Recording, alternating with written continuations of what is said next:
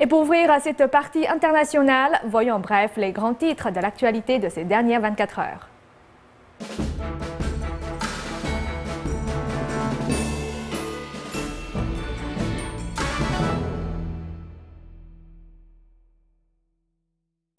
Près de 1000 manifestants ont protesté leur mécontentement dans les rues de Montréal sur la loi spéciale qui constitue, selon les fédérations étudiantes, une déclaration de guerre. Elles écartent maintenant toute possibilité de rouvrir le dialogue avec le gouvernement.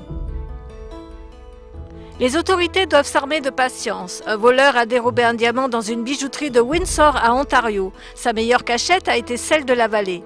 Il faut attendre maintenant que le bijou d'une valeur de 20 000 $ passe à travers son système pour le récupérer. Suite à un cancer, Donna Summer, surnommée la reine du disco, s'est éteinte jeudi en Floride à l'âge de 63 ans.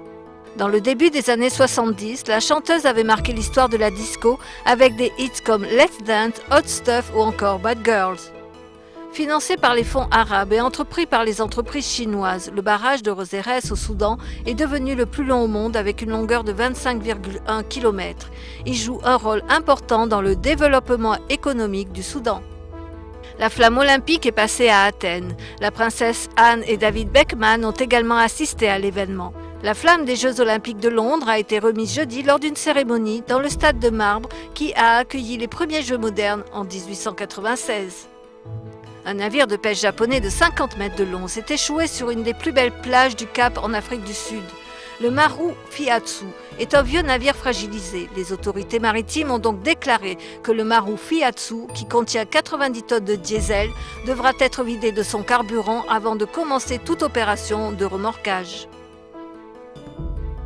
La course présidentielle en Égypte tourne à plein régime avec plusieurs candidats islamistes. Les libéraux du pays craignent pour une victoire musulmane. Le premier tour de la présidentielle est prévu les 23 et 24 mai prochains en Égypte. En Arizona, les incendies de forêt font rage. Les vents forts ont renforcé les flammes. Plus de 5000 hectares de forêt, de broussailles, de prairies et une dizaine de bâtiments ont été brûlés dans le centre et l'est de l'Arizona.